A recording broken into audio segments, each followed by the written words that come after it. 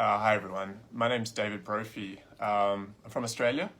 I work at Sydney University and I study Xinjiang. A while ago I lived there and studied at Xinjiang University in Urumqi. And since then I've gradually seen the situation deteriorate. So as someone whose life is inevitably bound up with that place, it's important that I do what I can to help to get the word out about what's going on there now. There are many people from Xinjiang here in Sydney who are still cut off from their loved ones, who are incredibly anxious about what's going on. Some of them will be confident enough to do a video like this, and I hope that they will, but some of them won't be. So this is a small gesture of support from me. I thought I'd say a few words about the situation as a member of the faculty here at Sydney University. From various visits to Urumqi over the years, I know a number of professors, people who've helped me out at various times, who are now in the internment camps. Some of these cases have been publicized. People like Rahila Dawood, who's relatively well known internationally, and then there are many others who are not. I don't want to talk about individuals, in case doing so will make the situation worse for them. But I'm also very sure that the people I'm aware of are far from the only ones who've ended up in this situation. I've heard some stories recently about what it's like now at Xinjiang University, where I studied. People say that there are departments there with less than half of their faculty actually working. The rest have all been arrested or interned for re-education. And I've heard in particular that the number of Uyghur staff has been greatly reduced.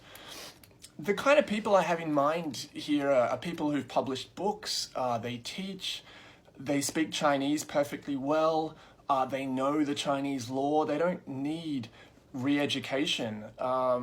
They've dedicated their lives to helping young Uyghurs find a way for themselves in today's China.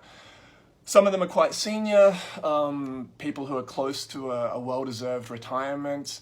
But some of them are young and still have a lot to contribute. But instead they're wasting away in what I can only imagine are awful, mind-numbing conditions in these camps. So it's tragic for all of us who've taken an interest in Xinjiang to be effectively cut off from our colleagues in this way. It also means, unfortunately, that I'm cut off from Chinese colleagues in the People's Republic too.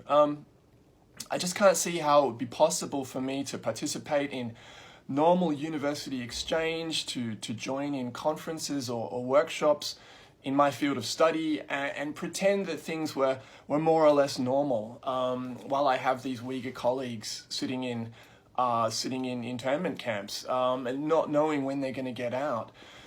So for the time being, I won't be engaging in that kind of exchange, which is a pity, of course, because I know that there are many Chinese in China who are worried about the direction of things in Xinjiang. They can appreciate that these aren't the kind of policies likely to produce peace and harmony there, and they want to see a change in direction too, but just don't feel that they can say anything about this. So to Uyghurs, anyone who's watching this, I just want to say have the strength to continue being active in whatever way you feel appropriate. Self-determination means, first of all, that this is your struggle, and you need to decide how to fight it. We support you in that. I don't know if any Chinese officials are watching this. I'm appealing to you to close these camps and let my colleagues, along with everyone else, out. What I'm saying here is not part of any Western plot to destabilize China. We ourselves here in Australia have made and continue to make the wrong decisions in the way we treat our Indigenous people, in the way we treat Muslims. We all need to rethink.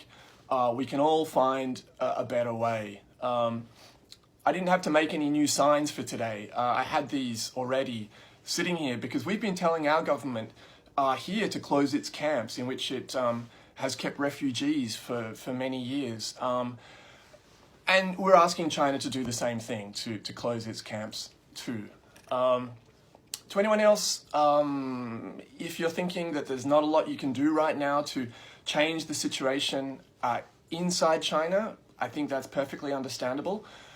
But there still are plenty of ways that you can show solidarity and make a difference to people whose lives are being ruined by these policies, particularly people in our communities outside China. So if you see Uyghurs or anyone else from Xinjiang asking you for support, then please give some thought to what you can do.